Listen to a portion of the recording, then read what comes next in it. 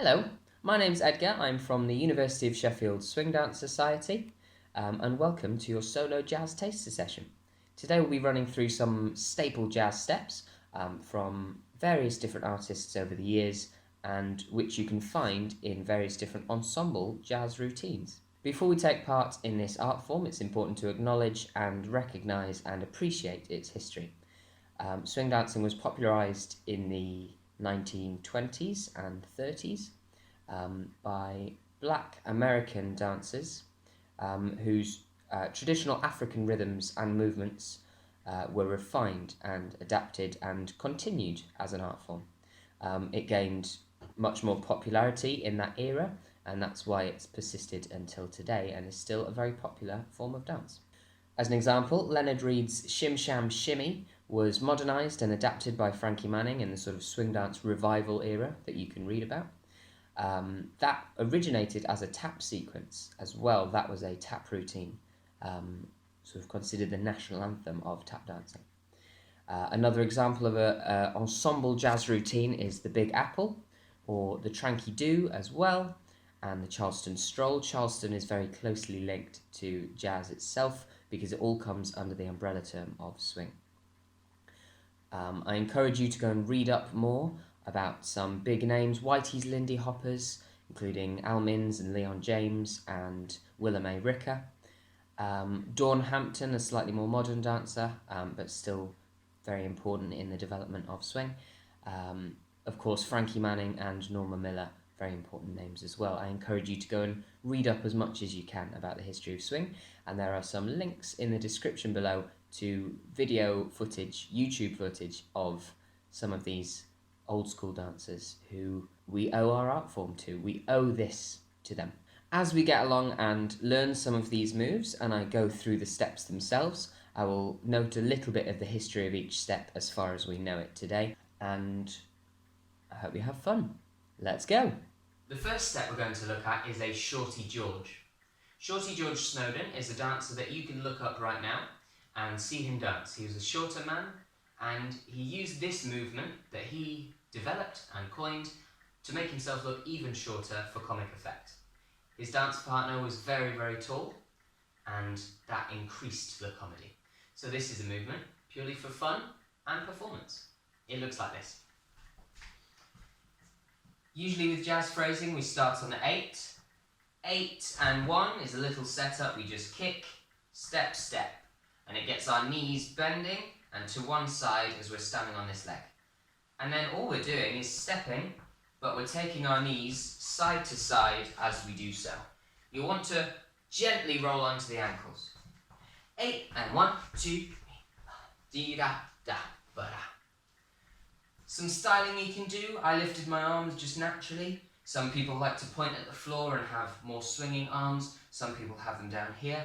Again, it's a style preference for this sort of thing. And 1, 2, The next step we're going to look at is a Tacky Annie. The history and origin of a Tacky Annie is a little bit disputed, but the most likely explanation is that Annie was a performer in the era that swing was being popularised, and that this movement has counterparts in African dance still today. A lot of dance movements that were brought up, migrated from the south of America, were developed by descendants of people brought to America during the slave trade. So that a lot of these dances that we know as popular American swing dance have their roots in African dance rhythm. A Tacky Annie looks like this. Start with a slight squat, and we're just going to tap the toe behind. Nice soft knees. Some cross it quite far, some take it very low and very small. Again, styling points. It's still a Tacky Annie. A 1. 1, 2, 4, 5.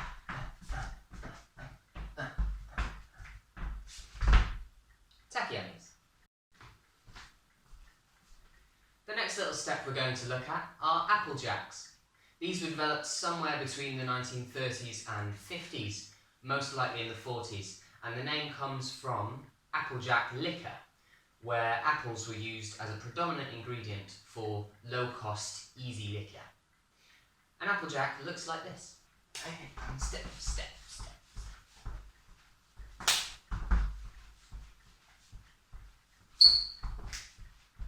What I'm doing there is I'm stepping across my body, step, step, step, and I'm rolling from the toe to the heel each time and turning the bottom foot out. One foot comes across, rolls through, and the heel comes out. We twist everything, and it does it again. 1, 2, 3, 4, 5, 6, 7. I had that little accent on the 8 and 1. Up and down, kick into it, or jump into it, however you'd like. And 1.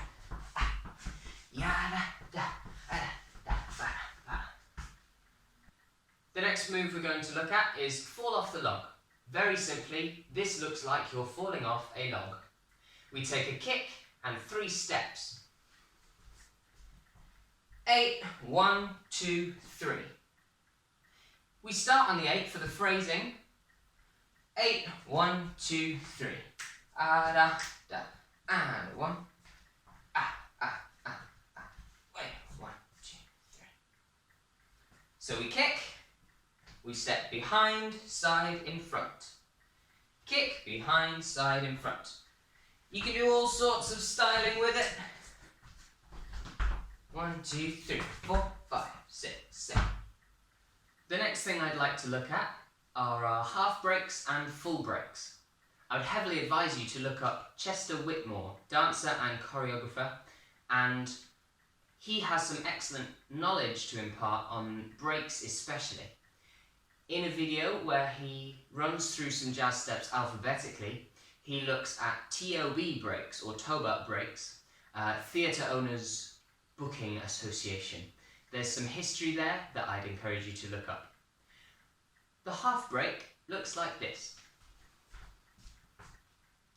Step, step, kick, ball change. 8, 1, 2, and 3. You'll see I did a slight shuffle there because of its tap origins. Step, step, shuffle, ball change. So we're going forwards, back, out, and in. 8, 1, 2, 3. Always try it on the other side. Half breaks. I'm now going to show you the full break at its basic form and then run through a certain number of variations. If you just want to learn the basic break, full break, absolutely do. If you'd like to make your own up that still counts from the 8 to the 7, please do. It's free. It's jazz.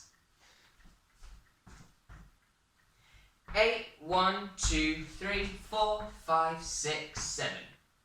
So we go step, tap, step, hop, and a hop, step, step. A very common modern interpretation is to get rid of that step at the last and go out, in. 8, 1, 2, ah, ba-da, ah. 8, 1, 2, up. Lovely. Another variation is the tap version. 8, 1, 2, 3, 4, 5, 6, 7. We stamp just as before, step back.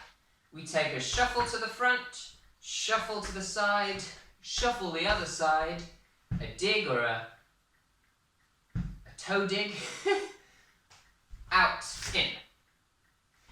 8, 1, 2, 3, 4, 5, 6, 7, 8.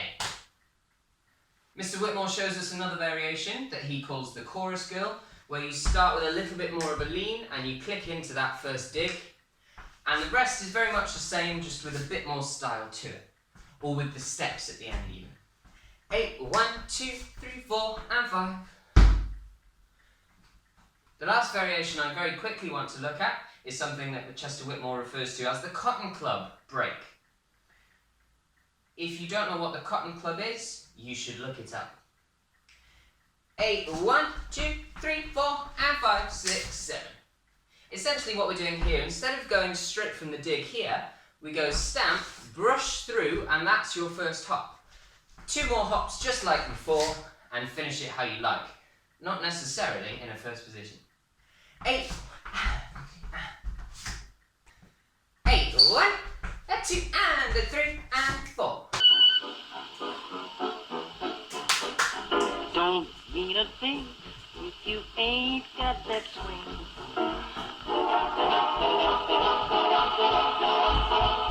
It don't mean a thing, all you gotta do is swing.